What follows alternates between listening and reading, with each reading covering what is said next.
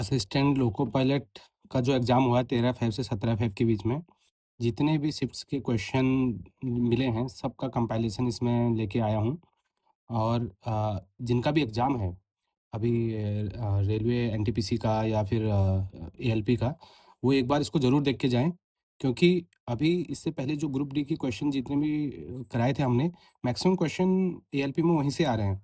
तो आप लोग भी एक बार ज़रूर इसको देख के जाएँ। और चलो स्टार्ट करते हैं। पहला क्वेश्चन है, उल्लास नव भारत साक्षरता कार्यक्रम के तहत मिजोरम और गोवा के बाद भारत का तीसरा पूर्ण साक्षर राज्य फुल्ली लिटरेट स्टेट कौन बना है?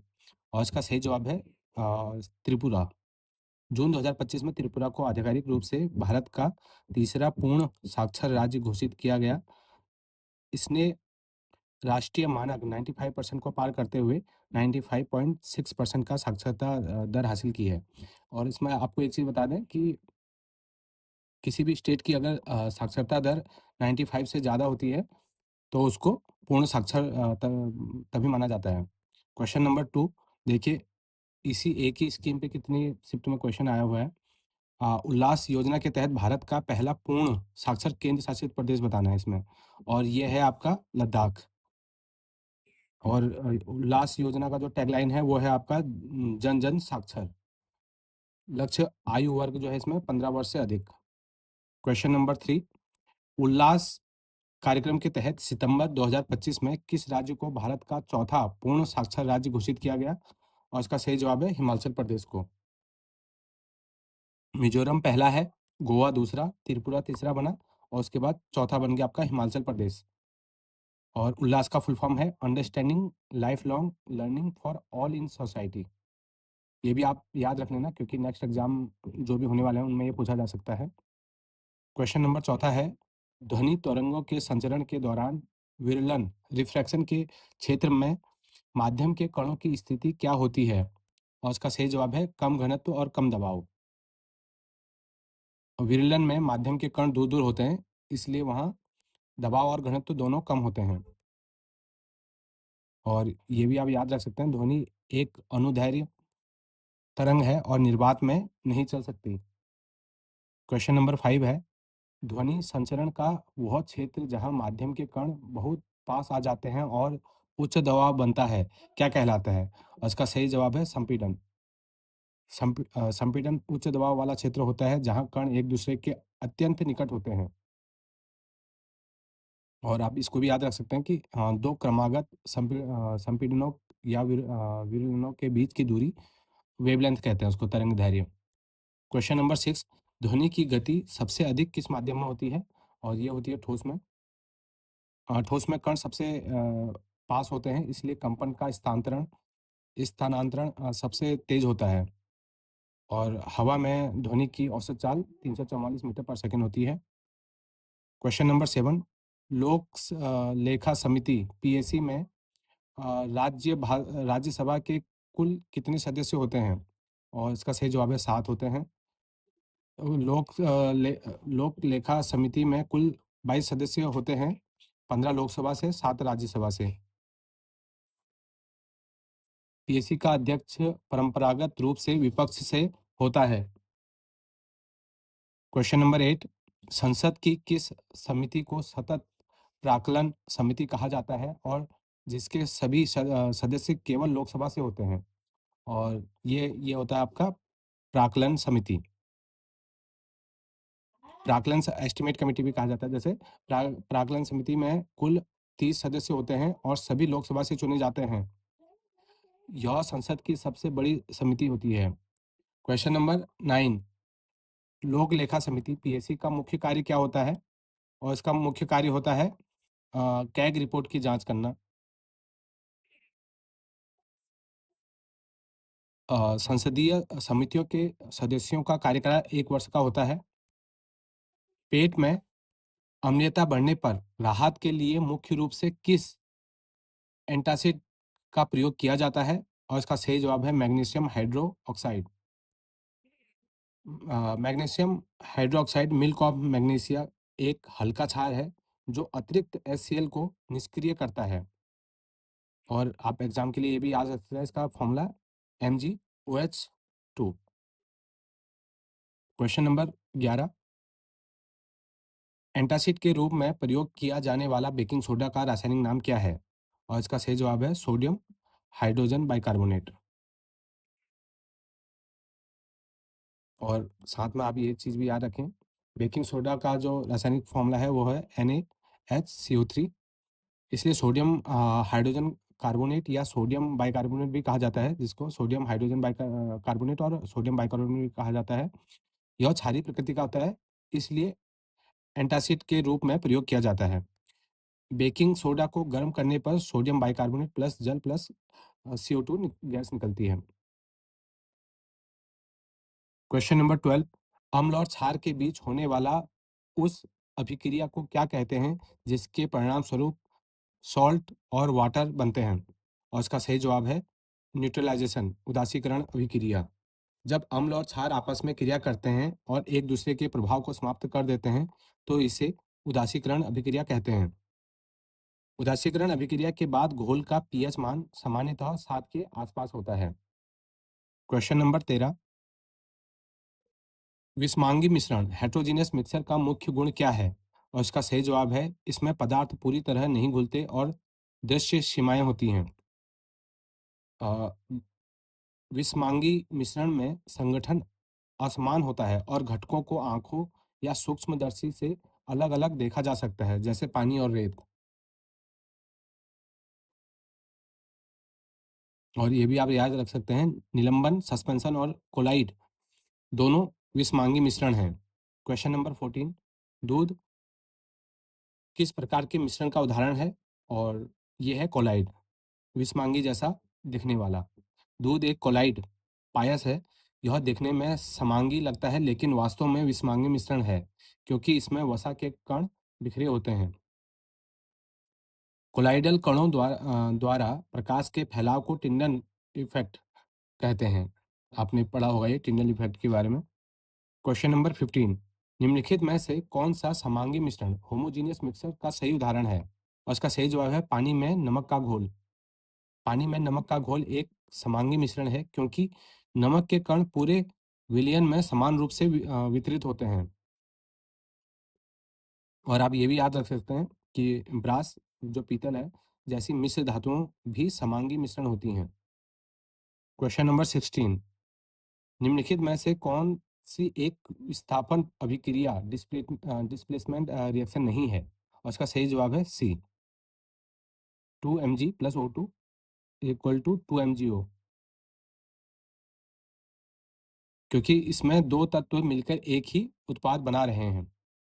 सक्रियता श्रेणी में ऊपर की धातु नीचे वाली धातु को विस्थापित कर सकती है। क्वेश्चन नंबर 17, आयरन द्वारा कॉपर सल्फेट के विलयन से कॉपर को विस्थापित करने का कारण क्या है? और इसका सही जवाब है आयरन कॉपर से अधिक अभिक्रियाशील है। सक्रियता श्रेणी में आयरन कॉपर से ऊपर होता है, इसलिए यह कॉपर को उसके विलयन से विस्थापित कर देता है। इस अभिक्रिया में नीला कॉपर सल्फेट विलयन हरा आयरन सल्फेट बन जाता है। क्वेश्चन नंबर 18, जब दो या दो से अधिक पदार्थ मिलकर एक ही उत्पाद बनाते हैं, उस अभिक्रिया को क्या कहते हैं? और उसको कहा जाता है संयोजन अभिक्रिया। और वियोजन अभिक्रिया संयोजन अभिक्रिया की विपरीत होती है। संयोजन में क्या होता है, अभिक्रिया में अभिकारक मिलकर एक ही उत्पाद बनाते हैं, जैसे कि C+O2 इक्वल टू CO2। मानव शरीर में निम्नलिखित में से कौन सा तरल संयोजी ऊतक नहीं है? कौन सा नहीं है? और इसका सही जवाब है मांसपेशी। रक्त और लसिका तरल संयोजी ऊतक हैं, जबकि मांसपेशी एक पेशीय ऊतक है। रक्त का तरल भाग प्लाज्मा कहलाता है, जैसे आप लोग जानते हो। क्वेश्चन नंबर 20, वह ऊतक जो हड्डी को हड्डी से जोड़ता है क्या कहलाता है? और इसको लिगामेंट कहते हैं। लिगामेंट जो है दो हड्डियों को जोड़ता है, जबकि टेंडन जो है वो मांसपेशी को हड्डी से जोड़ता है। पौधे में लचीलापन कोले कोलेनकाइमा ऊतक के कारण होता है। अगर ऊतक ना हो तो उसमें ये कोलेनकाइमा ऊतक ना हो तो वो उसमें लचीलापन होगा ही नहीं। क्वेश्चन नंबर 21, त्वचा जो स्किन है हमारी, और फेफड़ों की कुपिका, एल्व एल्वेओली भी इसको इंग्लिश में नाम है इसका, में मुख्य रूप से कौन-सा ऊतक पाया जाता है? और यहाँ पे पाया जाता है आपका उपकला ऊतक, एपिथेलियल टिश्यू। उपकला ऊतक शरीर के अंगों की सुरक्षा करता है और आवरण जो कवरिंग है बनाता है। यह त्वचा तथा फेफड़ों की कोशिकाओं जैसी आंतरिक परतों में पाया जाता है। लसिका लिम्फ संक्रमण से लड़ने और वसा के परिवहन में सहायक होती है। क्वेश्चन नंबर 22, यदि किसी वस्तु को अवतल दर्पण के वक्रता केंद्र सी से परे रखा जाए तो प्रतिबिंब कहाँ बनेगा? और इसका सही जवाब है फोकस और वक्रता केंद्र के बीच में बनेगा। जब वस्तु सी से परे होती है तो प्रतिबिंब वास्तविक उल्टा और छोटा बनता है तथा उसकी स्थिति एफ और सी के बीच होती है। और आप ये भी याद रख सकते हैं, अवतल दर्पण में केवल पी और एफ के बीच वस्तु रखने पर प्रतिबिंब आभासी और सीधा बनता है। क्वेश्चन नंबर 23, अवतल दर्पण में वस्तु को कहाँ रखने पर प्रतिबिंब प्रतिबिंब का आकार वस्तु के समान होता है? और इसका सही जवाब है वक्रता केंद्र पर। अगर वहां पर रखेंगे तो बराबर होगा। वक्रता केंद्र पर रखी वस्तु का प्रतिबिंब भी सी पर ही बनता है और उसका आकार वस्तु के बराबर होता है। डेंटिस्ट दांतों का बड़ा प्रतिबिंब देखने के लिए अवतल दर्पण का यूज करते हैं ताकि उनको बड़ा प्रतिबिंब दिखाई दे। क्वेश्चन नंबर 24, वाहनों के साइड मिरर के रूप में किस दर्पण का प्रयोग किया जाता है? और इसका सही जवाब होगा कॉन्वेक्स मिरर। आपने देखा होगा कि उसका किनारा जो है अंदर की ओर धंसा रहता है और सेंटर उसके बाहर की ओर निकला रहता है, जैसे कि कॉन्वेक्स में होता है। उत्तल दर्पण हमेशा छोटा और सीधा प्रतिबिंब बनाता है जिसके पीछे का अधिक विस्तृत क्षेत्र दिखाई देता है। उत्तल दर्पण को अपसारी दर्पण, डाइवर्जिंग मिरर भी कहा जाता है। अब ये छोटी-छोटी चीज़ों को याद रखना ताकि एग्जाम में कुछ भी पूछे तो आप उसको वहाँ पे लगा पाओ। 49 और 16 के बीच का मध्यानुपाती मीन प्रोपोर्शन क्या होगा? और इसका सही जवाब होता है अंडर रूट ए इंटू बी। और 49 इंटू 16 तो 7 इंटू 4 हो जाएगा, तो ये हो जाएगा आपका 28। मध्यानुपाती हमेशा दो संख्याओं के गुणनफल का वर्गमूल होता है, जैसे कि आप इसको याद रख लेना। संख्या अगले शिफ्ट में संख्या अलग दी जाएंगी पर पूछा ऐसे ही जाएगा। अब जैसे ये है, यदि 4 और x का मध्यानुपाती 12 है तो x का मान क्या होगा? तो under root A B equal to 12 दिया हुआ है, तो आप वहां से b की वैल्यू निकाल देंगे। b मतलब x की वैल्यू आप वहां से निकाल सकते हैं। क्वेश्चन नंबर 27, 18, 24 और 30 का सॉरी फोर्थ प्रोपोर्शन क्या होगा? और इसका फोर्थ प्रोपोर्शन निकालने का तरीका है D equal to B C. तो यहाँ से आप डी निकाल लो। क्वेश्चन नंबर 28, भारत और मिस्र के बीच संयुक्त सैन्य अभ्यास साइक्लोन 2025 का आयोजन कहाँ किया गया? और यह किया गया आपका महाजन राजस्थान में। यह अभ्यास 10 से 23 फरवरी 2025 तक राजस्थान के महाजन फील्ड फायरिंग रेंज में आयोजित हुआ और जो इसका ये तीसरा संस्करण था। और इसका उद्देश्य जो था रेगिस्तानी क्षेत्रों में आतंकवाद रोधी अभियानों को मजबूत करना है। क्वेश्चन नंबर 29, सैन्य अभ्यास साइक्लोन भारत और किस देश के बीच आयोजित किया गया? जैसे कि अभी आपने देखा ये इजिप्ट के बीच, मिस्र।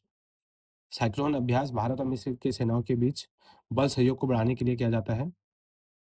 और ये भी याद रख लो आप, 2023 में मिस्र के राष्ट्रपति अब्दुल फतेह अल सीसी भारत के गणतंत्र दिवस के अतिथि थे। क्वेश्चन नंबर 30, फरवरी 2025 में भारत और ओमान के बीच कौन सा द्विपक्षीय नौसैनिक अभ्यास आयोजित किया गया? और इसका सही जवाब है नसीम अल बह। ये ओमान और भारत के बीच में नौसैनिक अभ्यास था। और क्वेश्चन नंबर 31, माइटोकॉन्ड्रिया को कोशिका का पावर हाउस क्यों कहा जाता है? क्योंकि यह एटीपी के रूप में ऊर्जा उत्पन्न करता है। माइटोकॉन्ड्रिया कोशिकीय श्वसन के माध्यम से भोजन का ऑक्सीकरण करता है और एटीपी के रूप में ऊर्जा मुक्त करता है। और माइटोकॉन्ड्रिया के पास अपना डीएनए और राइबोसोम होता है। ये चीज़ भी आप याद रखना, नेक्स्ट शिफ्ट में काम आएगा। क्वेश्चन नंबर 32, कोशिका की ऊर्जा मुद्रा एनर्जी करेंसी किसे कहे जाते हैं? और एनर्जी करेंसी कहा जाता है एटीपी को। एटीपी में संचित ऊर्जा का उपयोग कोशिका अपनी विभिन्न जैविक क्रियाओं के लिए करती है, इसलिए इसे ऊर्जा मुद्रा कहा जाता है। क्वेश्चन नंबर, और ये इसका आप फुल फॉर्म देख लेना एटीपी का, adenosine triphosphate. Question number 33, mitochondria की आंतरिक झिल्ली के विलयों को क्या कहा जाता है? और उसको कहा जाता है आपका क्रिस्टी। माइटोकॉन्ड्रिया की आंतरिक झिल्ली मुड़ी हुई होती है, जिन्हें क्रिस्टी कहते हैं। ये एटीपी उत्पादन के लिए सतह क्षेत्र बढ़ाती हैं। क्रेब्स चक्र, क्रेब्स साइकिल माइटोकॉन्ड्रिया के मैट्रिक्स में होती हैं। ये चीज़ आप याद रख लेना नेक्स्ट शिफ्ट के लिए। क्वेश्चन नंबर 34, भारतीय संविधान में संशोधन करने की प्रक्रिया किस अनुच्छेद में दी गई है? और ये दी गई है आपकी 368 में, और ये पार्ट 20 के अंतर्गत आता है, और ये हमने दक्षिण अफ्रीका से लिया गया था अमेंडमेंट। क्वेश्चन नंबर 35, किस ऐतिहासिक मामले में सर्वोच्च न्यायालय ने बेसिक स्ट्रक्चर मूल ढांचा सिद्धांत दिया? और ये दिया आपका केशवानंद भारती केस 1973 में। तो उन्होंने यही कहा कि आप बदल सकते हैं, बट उसका जो बेसिक स्ट्रक्चर होगा उसको आप चेंज नहीं कर सकते। और इसमें 13 न्यायाधीश की पीठ शामिल थी। क्वेश्चन नंबर 36, संविधान संशोधन विधेयक सबसे पहले संसद के किस सदन में पेश किया जाता है? और ये तो किसी में भी कर सकते हैं, मनी बिल जैसे लोकसभा में होता है, पर इसका ऐसा कुछ नहीं है, ये दोनों लोकसभा या राज्यसभा में किसी में भी हो जाता है। और संविधान संशोधन में आपको एक चीज़ और बताते चलूँ कि जॉइंट सीटिंग का प्रावधान नहीं है। क्वेश्चन नंबर 37, यदि किसी यदि किया गया कार्य 1000 जूल है और समय 5 सेकंड है, तो पावर क्या होगी? और यहाँ पे आप सीधे फॉर्मूला लगाना पावर का, वर्क कार्य अपॉन समय, और यहाँ से डायरेक्ट आंसर आ जाएगा। आप फॉर्मूला याद रख लेना नेक्स्ट शिफ्ट के लिए। एक हॉर्स पावर में कितने वाट होते हैं? और ये होते हैं आपके 786 वाट, 746 वाट होते हैं, गलती मत करना। क्वेश्चन नंबर 39, यदि किसी मशीन द्वारा कार्य करने की दर बढ़ा दी जाए तो उसकी शक्ति पर क्या प्रभाव पड़ेगा? और उसकी शक्ति बढ़ जाएगी। P इक्वल टू VI होता है, याद रखना।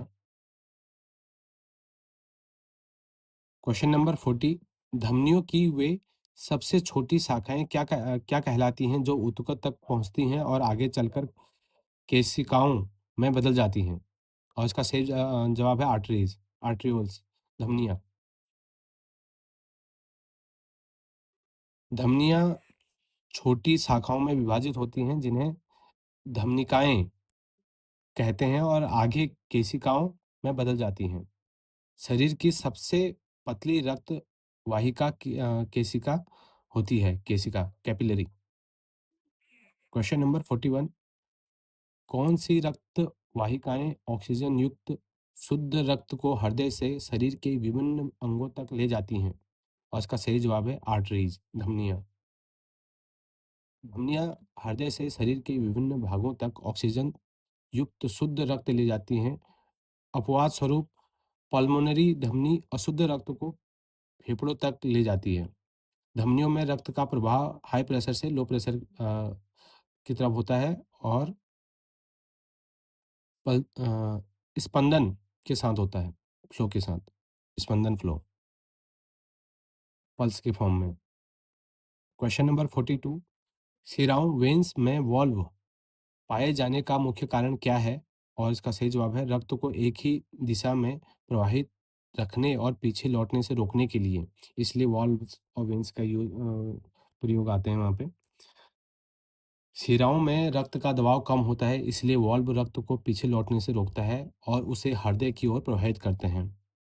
और एरोटा शरीर की सबसे बड़ी धमनी है, महाधमनी, जिसका हिंदी में महाधमनी भी कहा जाता है। क्वेश्चन नंबर 43, राज्य के नीति निर्देशक तत्वों के बारे में कौन-सा कथन सत्य है? डीपीएसपी के बारे में कौन-सा कथन सत्य है? इसका सही जवाब है, इन्हें किसी भी न्यायालय द्वारा लागू नहीं किया जा सकता। संविधान के अनुच्छेद 37 के अनुसार डीपीएसपी न्यायालय द्वारा प्रवर्तनीय नहीं है, परंतु शासन के लिए मौलिक मार्गदर्शक है। ये एक वेलफेयर स्टेट की स्थापना के लिए इनको लाया गया था, पर फोर्सेबल नहीं है। आप इनके लिए इनके उल्लंघन के लिए आप कोर्ट नहीं जा सकते।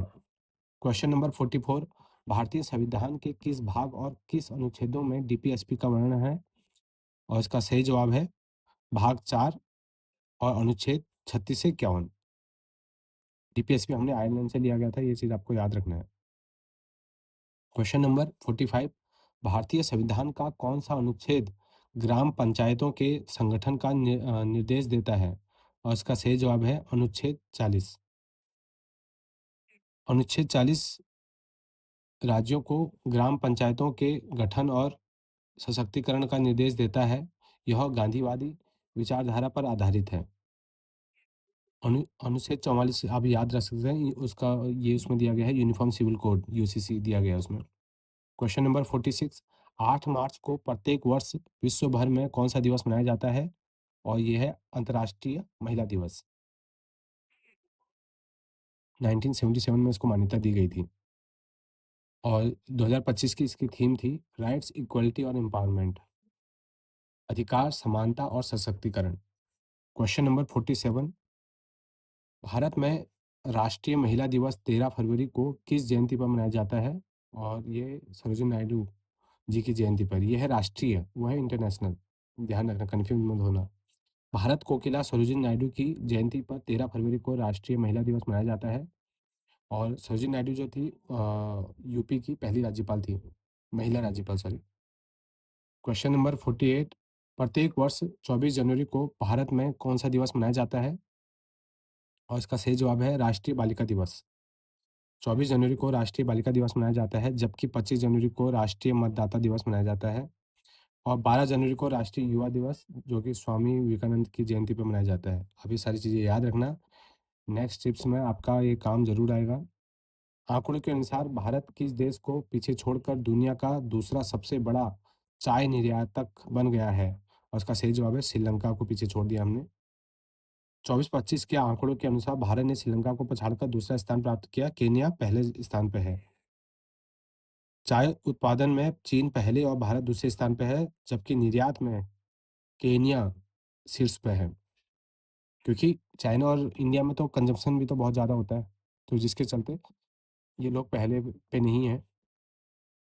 क्वेश्चन नंबर 50, चाय के उत्पादन के लिए किस प्रकार की मिट्टी सबसे उपयुक्त मानी जाती है? और ये अम्लीय लैटेराइट मिट्टी। चाय के लिए अच्छी जल निकासी, गहरी, उपजाऊ और अम्लीय लैटेराइट मिट्टी सर्वोत्तम मानी जाती है। भारत में चाय का सबसे सबसे ज़्यादा उत्पादन असम में होता है। आपने सुना होगा चाय के बागान असम के, उनका काफ़ी चर्चाओं में रहता है हमेशा। भारत के किस शहर को चाय का शहर, टी सिटी ऑफ इंडिया कहा जाता है? और ये कहा जाता है आपका डिब्रूगढ़ को।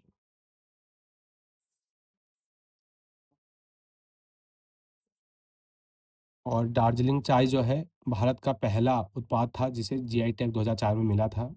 क्वेश्चन नंबर 52, 130वें संशोधन विधेयक के तहत यदि कोई मंत्री या पदाधिकारी कितने दिनों तक हिरासत में रहता है तो उसे अनिवार्य रूप से पद छोड़ना होगा? और इसका सही जवाब है 30 दिन। विधेयक के अनुसार 30 दिनों की निरंतर हिरासत के बाद मंत्री को पद से हटना होगा। यह जवाबदेही सुनिश्चित करने हेतु लाया गया है। यह विधेयक 20 अगस्त 2025 को अमित शाह द्वारा लोकसभा में पेश किया गया। क्वेश्चन नंबर 53, 130वां संविधान संशोधन विधेयक मुख्य रूप से किन अनुच्छेदों में संशोधन का प्रस्ताव करता है? और इसका सही जवाब है अनुच्छेद 75 और 164। यह विधेयक अनुच्छेद 75 और ये 164 में 175 में केंद्रीय मंत्री हैं और 164 में राज्य मंत्री हैं के संशोधन का प्रस्ताव करता है ताकि पात्रता और जवाबदेही तय की जा सके। अनुच्छेद 75 के अनुसार मंत्री राष्ट्रपति के प्रसाद पर्यंत पद धारण करते हैं। क्वेश्चन नंबर 54, भारत में मंत्रिपरिषद किसके प्रति सामूहिक रूप से उत्तरदायी होता है? उसका सही जवाब है लोकसभा। अनुच्छेद 75(3) के अनुसार मंत्रिपरिषद सामूहिक रूप से लोकसभा के प्रति उत्तरदायी होता है। व्यक्तिगत रूप से मंत्री राष्ट्रपति के प्रति उत्तरदायी होते हैं। क्वेश्चन नंबर 55, जनवरी 2025 में भुवनेश्वर में आयोजित 18वें प्रवासी भारतीय दिवस सम्मेलन की मुख्य अतिथि कौन थी? और ये थी आपकी क्रिस्टीन कार्लो कंगालू। और 9 जनवरी को महात्मा गांधी जी साउथ अफ्रीका से आए थे इंडिया, उनकी स्मृति में इसको हम प्रवासी दिवस मनाते हैं। 18वें प्रवासी भारतीय दिवस 2025 का आयोजन किस शहर में किया गया? और ये किया गया था आपके भुवनेश्वर में, जो कि 8 से 10 जनवरी के बीच में हुआ था, और जो कि भुवनेश्वर उड़ीसा की राजधानी है। और इसका थीम था विकसित भारत में प्रवासी भारतीयों का योगदान। क्वेश्चन नंबर 57, युवा प्रवासी भारतीय दिवस 2025 के मुख्य अतिथि कौन थे? और ये थे आपके डॉक्टर देव प्रयाग प्रगत। पहला प्रवासी भारतीय दिवस कब मनाया गया था? 2003 में। अब इन छोटी-छोटी चीज़ों को ध्यान रखना, क्योंकि अगले शिफ्टों में पूछा जा सकता है। पदार्थ की किस अवस्था में कणों के बीच आकर्षण बल इंटरमॉलिक्यूलर फोर्स सबसे कम होता है? और इसका सही जवाब है गैस। गैसों में कण बहुत दूर-दूर होते हैं, इसलिए उनके बीच आकर्षण बल न्यूनतम और नगण्य होता है। ठोस में यह सर्वाधिक होता है। गैसों में विसरण डिफ्यूजन की दर सबसे तेज होती है। ये चीज़ें याद रखना। क्वेश्चन नंबर 59, पदार्थ के कणों का स्वतः एक दूसरे में मिल जाना क्या कहलाता है? और यह कहलाता है आपका डिफ्यूजन, विसरण। विसरण वह प्रक्रिया है जिसमें कण उच्च सांद्रता से निम्न सांद्रता की ओर स्वतः गति करते हैं, जैसे इत्र की खुशबू का फैलना। और आप ये भी सामने याद रख सकते हैं कि तापमान बढ़ने पर कणों की गतिज ऊर्जा बढ़ती है, जिससे विसरण की दर तेज होती है। क्वेश्चन नंबर 60, निश्चित अनुपात का नियम, लॉ ऑफ डेफिनेट प्रोपोर्शन किसने प्रतिपादित किया था? और ये किया था आपने आपके जोसेफ प्राउस्ट ने। 1797 में जोसेफ प्राउस्ट ने यह नियम दिया, किसी भी शुद्ध यौगिक में तत्व हमेशा भार के एक निश्चित अनुपात में होते हैं। पानी में हाइड्रोजन और ऑक्सीजन के द्रव्यमान का अनुपात हमेशा 1:8 रहता है। क्वेश्चन नंबर 61, रदरफोर्ड के गोल्ड पायल प्रयोग में अधिकांश अल्फा कण सीधे निकल गए। इससे क्या निष्कर्ष निकलता है? और इससे यह निष्कर्ष निकलता है कि परमाणु का अधिकांश भाग खाली है। चूंकि अधिकांश अल्फा कण बिना विचलित हुए सीधे निकल गए, इससे सिद्ध हुआ कि परमाणु का अधिकांश भाग रिक्त स्थान है। रदरफोर्ड को परमाणु में न्यूक्लियस की नाभिक की खोज का श्रेय दिया जाता है। क्वेश्चन नंबर 62, रदरफोर्ड के अनुसार परमाणु का सारा द्रव्यमान और धनावेश कहाँ स्थित होता है? और इसका सही जवाब है न्यूक्लियस में। क्वेश्चन नंबर 63, इसका एक्सप्लेनेशन आप देख सकते हैं। कुछ अल्फा कणों के वापस मुड़ने से पता चला कि परमाणु के केंद्र में एक अत्यंत छोटा, सघन और धनावेशित भाग है, जिसे नाभिक कहा गया। नाभिक का आकार परमाणु के कुल आकार की तुलना में अत्यंत छोटा होता है। क्वेश्चन नंबर 63, परमाणु की खोज से संबंधित plum pudding model plum pudding plum pudding model किसने दिया था? और ये दिया था आपके जे थॉमसन ने दिया था। जे थॉमसन ने परमाणु की तुलना एक धनावेशित गोले से की थी, जिसमें इलेक्ट्रॉन बीजों की तरह धसे होते हैं। और सभी जानते हैं थॉमसन ने इलेक्ट्रॉन की खोज की थी। इसका शॉर्ट तरीका था ईंट पर नाच।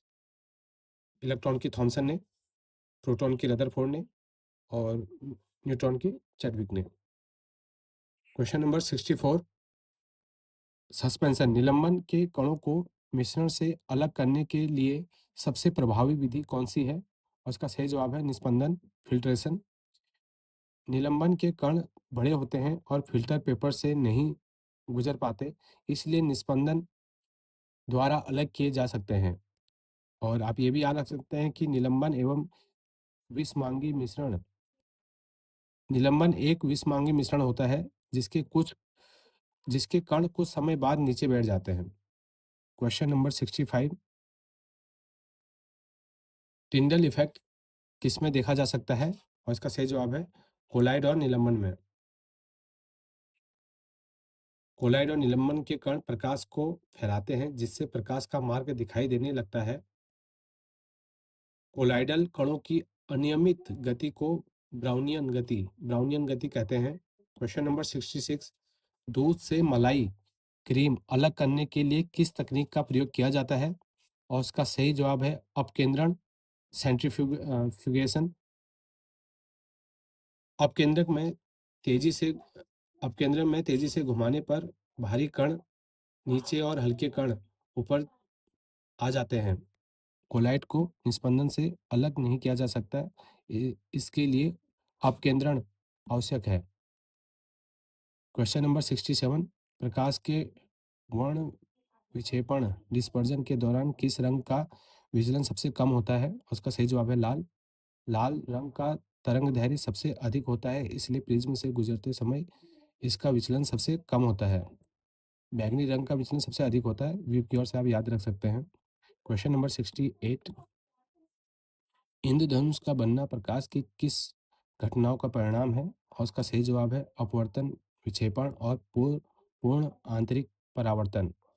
सूर्य का प्रकाश वर्षा बूंदों में प्रवेश कर अपवर्तित 7 रंगों में विक्षेपित होता है और अंदर पूर्ण आंतरिक परावर्तन के बाद बाहर निकलता है। इंद्रधनुष हमेशा सूर्य की विपरीत दिशा में दिखाई देता है। क्वेश्चन नंबर 69, हीरे का चमकना स्पार्कलिंग ऑफ डायमंड किस घटना पर आधारित है? और इसका सही जवाब है पूर्ण आंतरिक परावर्तन, TIR। क्वेश्चन नंबर 70 है विद्युत शक्ति इलेक्ट्रिक पावर का कौन सा सूत्र गलत है? और इसमें आपका सही जवाब है P equal to R square into I. P equal to V I से आप सारे बना सकते हैं और V equal to I R होता है, उसी से आप इन सबको देख सकते हैं। क्वेश्चन नंबर 71, एक सामान्य खाद्य श्रृंखला में सबसे कम उपलब्ध ऊर्जा किसके पास होती है? और ये होती है आपकी तृतीय उपभोक्ता सांप के पास। क्वेश्चन नंबर 72, खाद्य श्रृंखला के एक स्तर से दूसरे स्तर तक कितनी ऊर्जा स्थानांतरित होती है? और इसका सही जवाब है 10%। क्वेश्चन नंबर 73, खाद्य श्रृंखला में प्राथमिक उत्पादक प्राइमरी प्रोड्यूसर कौन होते हैं? और इसका सही जवाब है हरे पौधे। ये आपके 73 क्वेश्चन यहाँ पे हैं और आगे के क्वेश्चनों को हम फिर आगे उसमें करेंगे। तो आप बताना अगर आपको आगे का और क्वेश्चन चाहिए हों तो आप कमेंट में ज़रूर कमेंट कर देना कमेंट बॉक्स में, ताकि मैं आपको आगे के और क्वेश्चनों का सारा सॉल्यूशन ला सकूं। और आप एग्ज़ाम से पहले इनको एक बार ज़रूर देख के जाएं, क्योंकि यही क्वेश्चन आएंगे। Thank you.